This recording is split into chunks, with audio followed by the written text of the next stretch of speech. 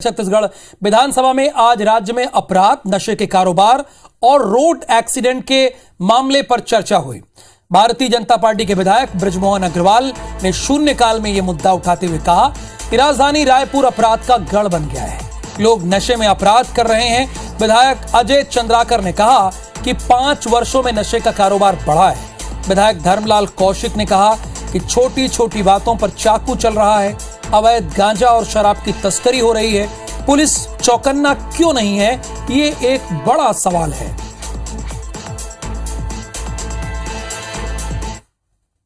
तस्करी सारे गांजा का छत्तीसगढ़ हब बन गया है।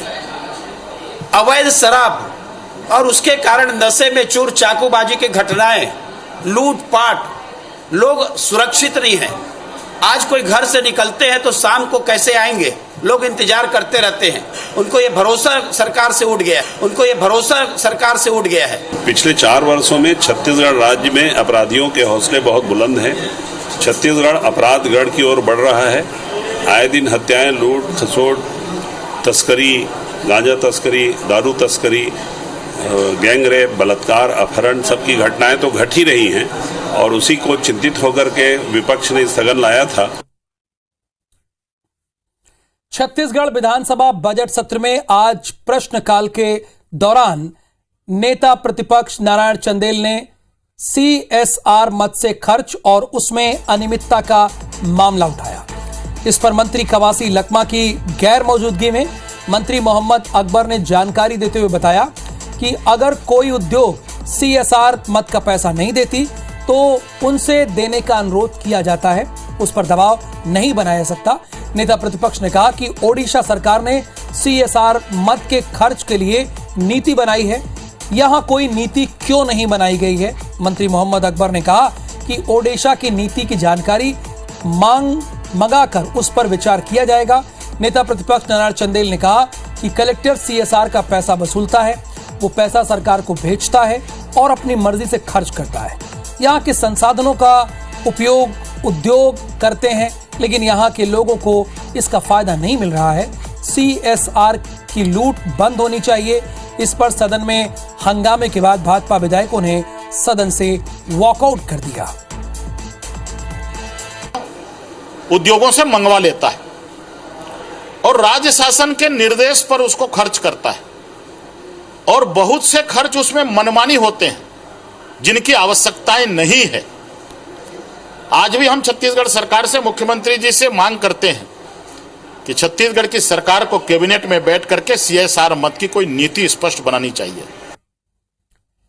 तो जाहिर सी बात है, विधानसभा में यह बात उठाई जा रही है विपक्ष की तरफ से कि CSR मद का सही से इस्तेमाल किया जाना चाहिए।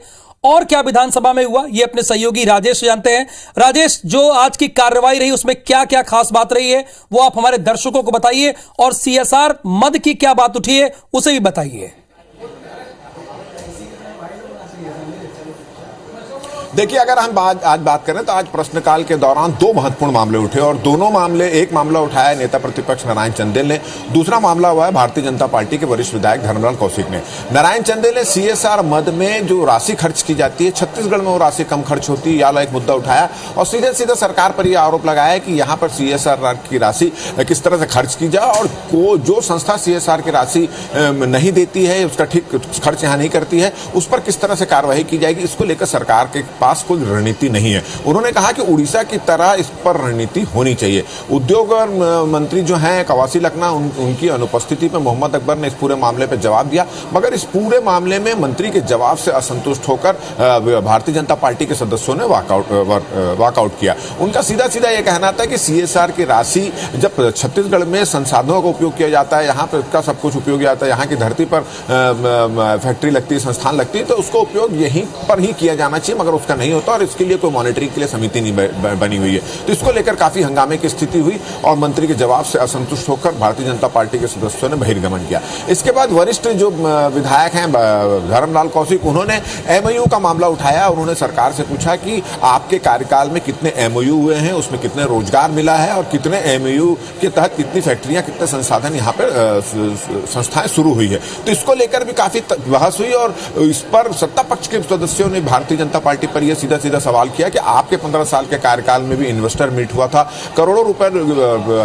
के एमओयूज हुए थे, मगर उसमें भी उद्योग नहीं लगा। और जो उन्होंने इस बात की जानकारी दी कि उनके 4 साल के कार्यकाल में ज्यादातर जो एमओयू है उसमें उद्योग लगे हैं। तो इसको लेकर भी काफी, चलिए, कम से कम जनता की बात को विधानसभा में उठाए तो जा रहा है।